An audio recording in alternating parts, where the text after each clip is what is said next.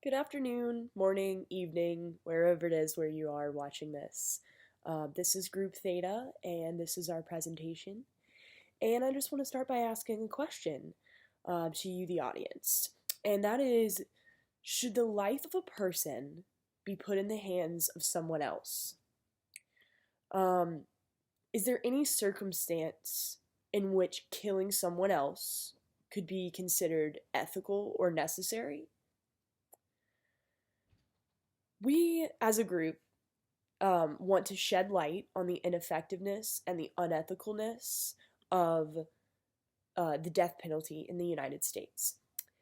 And we want to shed light on several things, but I just want to begin by talking about how there is a vast amount of evidence that supports that the death penalty is less ethical and no more effective at deterring murder crimes than imprisonment.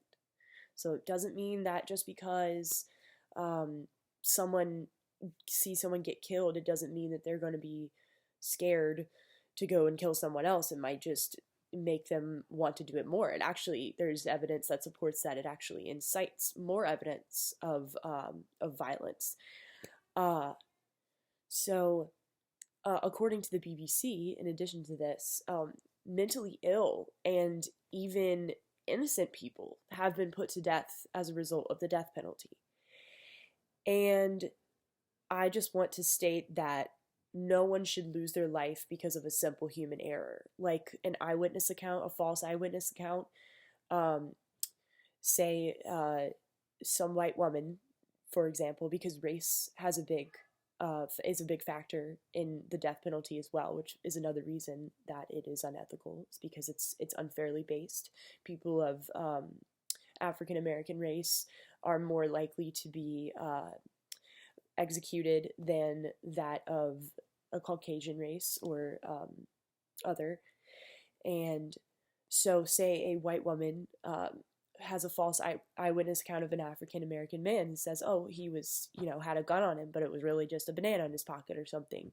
And then next thing we know, this man is being put to death for committing a crime or something that he wasn't even involved in. And so that's just a simple example off the top of my head, but there have been a lot of actual real life examples of innocent people being put to death this way. So we just want to go through and talk a little bit more about this and explain a little bit more why we have come to a consensus about the unethicalness and ineffectiveness of the death penalty and why we have come to a stance against it as a group. Now, you may be wondering, why should I care about this issue? It is a controversial topic that is still debated today, and to be honest, I thought like that before doing this project. I just didn't really care about it, but after doing more research and investigating into it, it has become a lot more important to me. And the reason for that is because it could affect anyone we know. It could affect family, friends, neighbors. It even affects entire communities. And it is a scary thought thinking that someone you know and that you're close to be put on death row for a crime that they did not commit. But it could happen, and it is best to stay informed about it. It is also very important to stay informed about, you know, your state's view of the death penalty. So hopefully you can go out and next time you can vote for a politician who is against it, and it'll keep you more politically aware. It's also, you can also, educate others about the topic who might not be so sure about it or who might be for the death penalty. Um, and it's also becoming a bit more relative today with the Black Lives Matter movement because the death penalty does disproportionately affect minorities as well as underprivileged people. So, by doing research into this, you yourself are becoming more aware of the injustices in American society. Now, my group has done a lot of work with doing the research for this topic. And even while we were coming up with a point of view of what we were going to agree on as a group, we did a ton of research.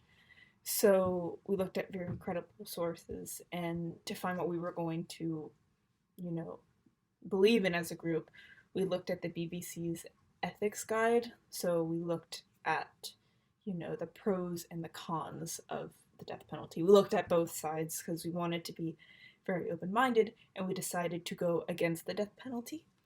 And we focused on the death penalty mostly within the United States and use US based sources such as CNN, the American Civil Liberties Union, as well as the Death Penalty Information Center.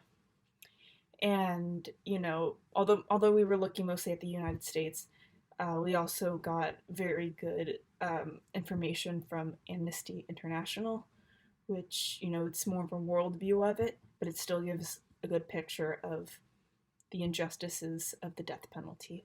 So now that you understand the importance of the death penalty and our credibility with it, we'll begin by looking at why the death penalty is wrong. The government shouldn't have the power to take human life. The death penalty is not only morally wrong, but also does not reduce crimes. Not only is the death penalty unhumane, it could also be the wrong answer.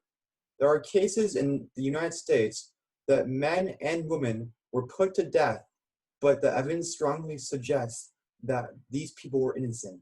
For example, Carlos de Luna was put to death in 1989 for an alleged killing of a store clerk in 1983.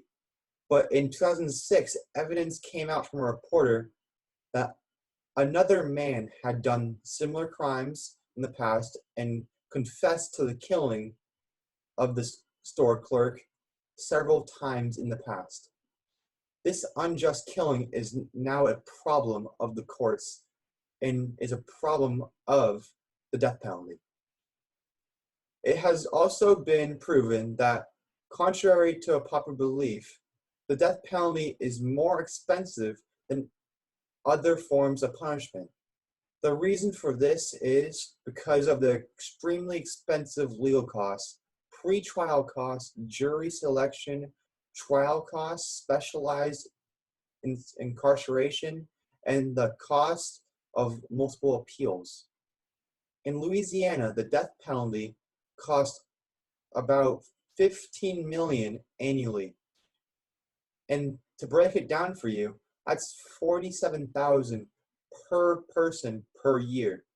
And in California, it costs $90,000 to incarcerate someone, and that's per person per year as well. The death penalty also has been shown not to do anything in terms of reducing crimes. According to the Washington Post, the death penalty has no effect on crime. In states that allow the death penalty, on average, the average murder rate, is 5.71 per 100,000 people of the population. But in states that have made the death penalty illegal, the average murder rate is 4.02% per 100,000 of the population. That's almost 1.5 less than states that have the death penalty. It's ridiculous. Now that we have seen some reasons why the death penalty were against the death penalty, let's look at some stats. Since 1976, 1,511 deaths have occurred from executions. 1,342 of those deaths were lethal injection, 163 were electric chair, 3 of them were hanging, and another 3 were firing squad. And out of that 1,511, 276 people had botched executions. That just means that the execution didn't kill the inmate or something went wrong with the execution. To do the math, that's an 18% failure rate for that execution. From the website Innocence Project, they say that 4% of the death row inmates are innocent. That means around 60 people were convicted and put to death were innocent. From the website Death Penalty Facts, it says since 1973, 140 people have been released from the death row for wrongfully convicted. In the same time period, 1,200 people have been put to death. Just imagine being one of those and not doing the crime, but doing the time.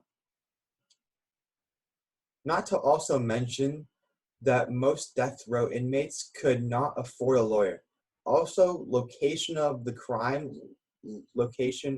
local politics, and plea bargaining, and pure chance affecting the process and making it a lottery of who lives and who dies. To add on, 82% of all executions happens in the South, and in Texas alone, it's 37%. That's a lot. Then race also adds a role in the system. Since 1977, 77% of death row defendants have been executed for killing a white victim, where African American makes up about half of all homicide victims in the country. Then going back to mentally ill patients, they're not allowed to be killed by the death penalty. They are prohibited by law throughout the world. But in the United States, dozens of mentally ill patients have been killed. We have used statistics and other good sources concerning the death penalty and have used evidence to support our stance against it.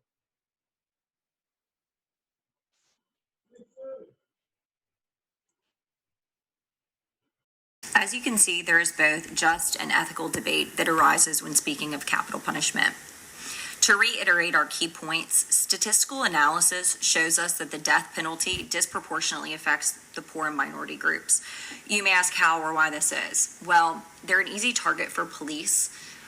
They often can't afford an attorney. The legal assistance that is appointed to them is typically of low quality. Tracing witnesses is too dangerous or costly to pursue, and they don't have access to the same resources for appeals and otherwise. So those are just a few of the reasons that these people are affected more so than, say they're the white population. The death penalty also isn't reliable in regard to factual witness testimony, and here we're referencing the DeLuna case. In addition, death penalty rates amongst the lowest in deferring violent crime. States that practice the death penalty actually have a higher murder rate than those that do not practice the death penalty. Capital punishment also has an 18% failure rate, so you have botched executions often.